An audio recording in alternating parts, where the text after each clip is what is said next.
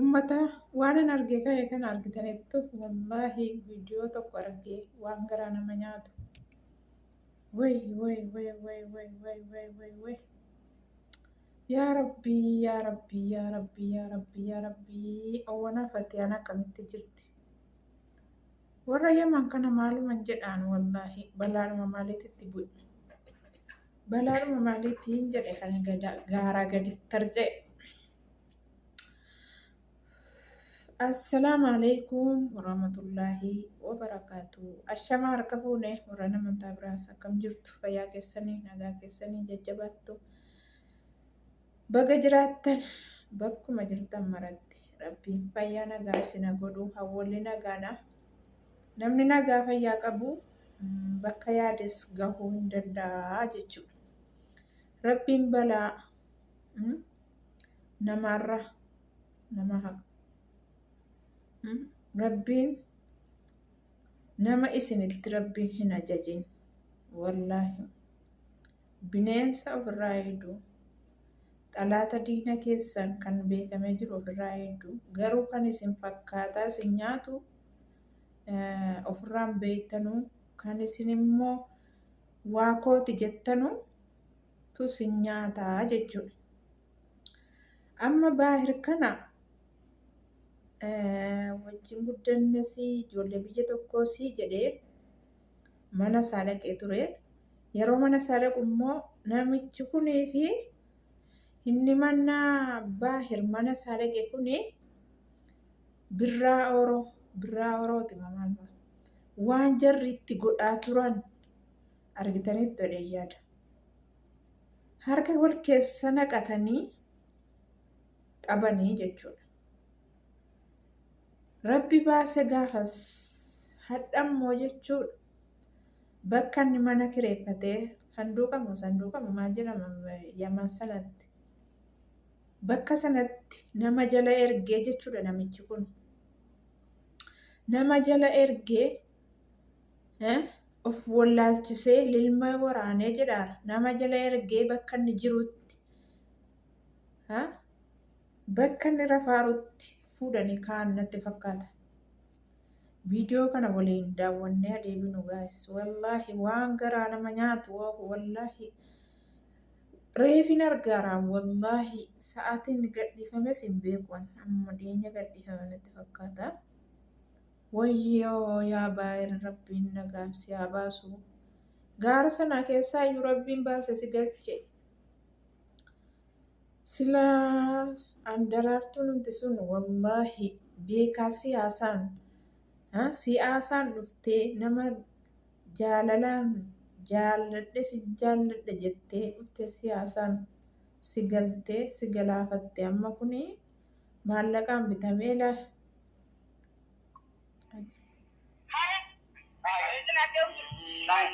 baararra jechuudha. Sagalee baay'ee. Hara aku nabi nama khas. Orang mana jadi macam ni? Nama time nanti. Macam ni lah. Wah, kita. Ada nama apa? Wah, nama tahu tak? Wah, ini sekarang kita ada tu bahas ni je. Apa ni macam cara? Aku nak kerja ni, aku nak. Mana sawit? Masih ingin. Sana, kita tu kita difficult tu ber. Mana sawit? Ada mana sawit?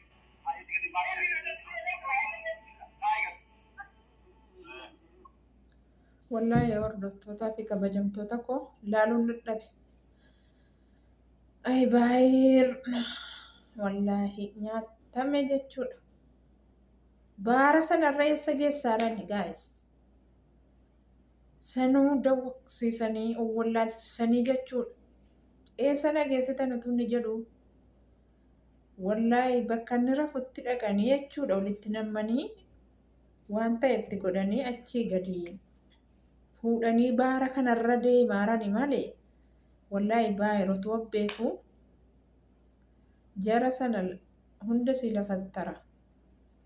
Hattaa qunxaadhaan jira jechuudha. Wallaahi tunni rafuu natti fakkaata yaane.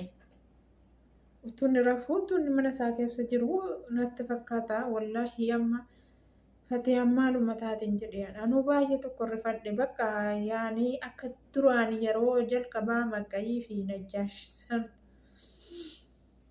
wanta itti raccahanii qaban wayinatti fakkaata.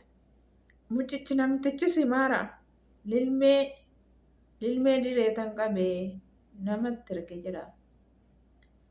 Ani warreen akkana rakkoorra jirtanuu yoo galtan yoon jedhaan warra Yaman sana keessa jirtan yoo galtan ofirraa dhiiftanii dararaa akka kanaarra yoo galtan yoo ennaan bichuu si wayyooftanii of bartanii jettan yoo ilmaan ofii maatii ofiitii wajjin galtan maal qabaa gaafii kooti kun. Akkana dararaa teessanii dararaa hamaa dararaa guddaa akkana dararamurraa yoo galanii abbaa ofiitii wajjin maatii ofiitii wajjin sangaa qotanii jiraatan maal qabaan jedha nagaadhaan. Isinoo biyya namaa kana keessatti aara galfii nageenya argataan jirtanuu maali faayidaan?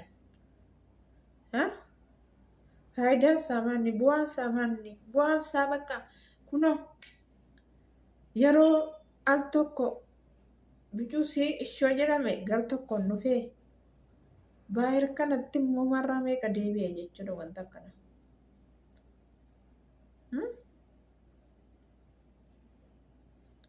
Tasgabbaaheennis gaafa dura jalqabaas tasgabbaahee waa hundatti cubbuluq jechuu dhiisee jechuudha diddeen jedha. Waa hundatti cubbuluq jechuu dhiisee karaa tokkicharra deemee amma daraartuudhuma sana namatti bitte malee daraartuudhuma sana tiyyee achi keessatti dhalatte daraartuudhuma sana namatti bittee akka hin taane guutee hadha baararra jechuudha. Laamshissanii baararra fiskisaaranii jechuudha. Tamaam hinaachi buusanii jedhanoo eessa geessuuf akkam gochuuf qalanii nyaachuuf immoo akkam gochuuf hin jedha. Asanuu afaan Oromootu haasoftu afaan Oromoo haasofti. Utuu Arabni akkas godhe naan gubu maaliif lammii biraatika kunoo uuma afaan keenya haasa'u kana musiibaa ta'e zabana kana musiibaa walitti ta'ee bakka maallaqarraa namni tokko namummaan hafee birri Yaman sana keessatti immoo Oromoo wal nyaatti kan walitti hojjetu siirii kan wal lamaasu Oromoo kan wal jaarsaaf jaartii yeroo wal lolte miidiyaarra fidanii wal babbaqaskanii dhiiga kana miidiyaa kanarratti facaasan Oromoo maal hin jedheen kala singaltan ofirraa way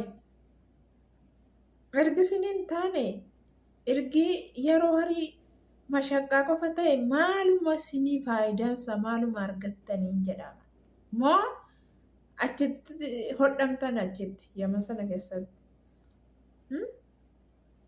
maatii ofii wanti rabbi namaa dabarse abadan hin dhabu. Wanti rabbi namaa dabarse abadan hin dhabamu. Garuu akkana roorroo hanga kana roorrifamaa achi keessa jiraachuun maaliif barbaachiseedha? Hin galtanuu maatii ofii keessan gurrattanii hin galtanuu yoo waa tokko hin qabsiifanne akkamitti galla jettan galaa maatiin nama hin jibbu. Rakkattee yooti galte rakkadhuu galii biyyatti yoo rakkattan waggaa 2 waggaa 3 hin rakkattan namni hojjetu fayya jechuudha. Wallaahi qal'aanii dhumatti keessaa ba'a yoo tattaafatte biyyuma keetti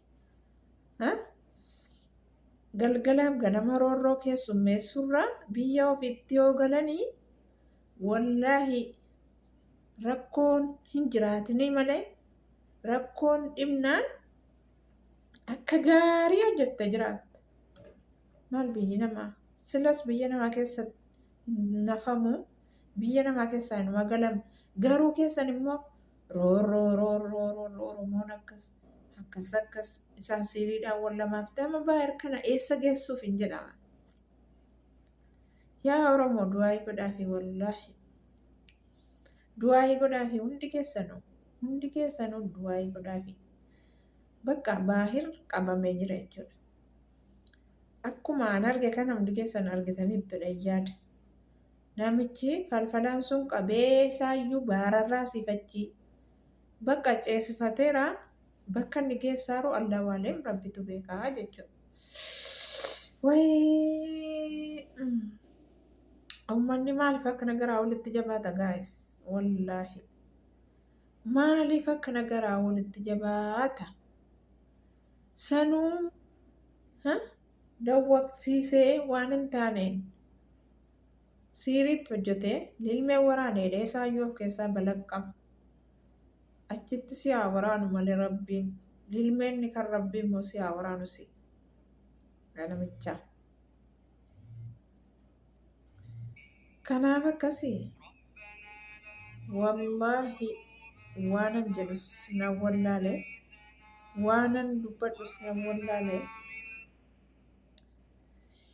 rabbiin diina sana harkaa haa baasu. Gaara sanaayyuu hin galee gaara sana keessatuu fiiguu rabbiin jechuudha.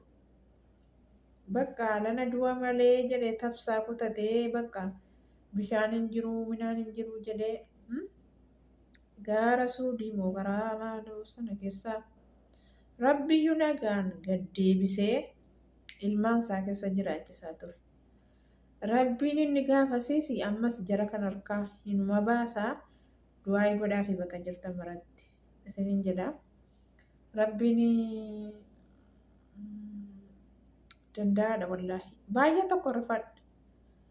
Wallaahi baay'ee tokko na rifachiise hin beekuun. Baay'ee tokko bakka yaane. Isaayyuu baararra eessa geessuuf hin jedheen.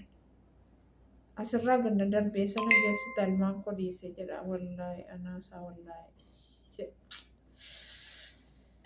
Yaa Rabbi warruma rakkate mara rakkina kana keessaa baasi. Yaa Rabbi kan akka furmaatee bakka liinaan sunis akka malee taateerti.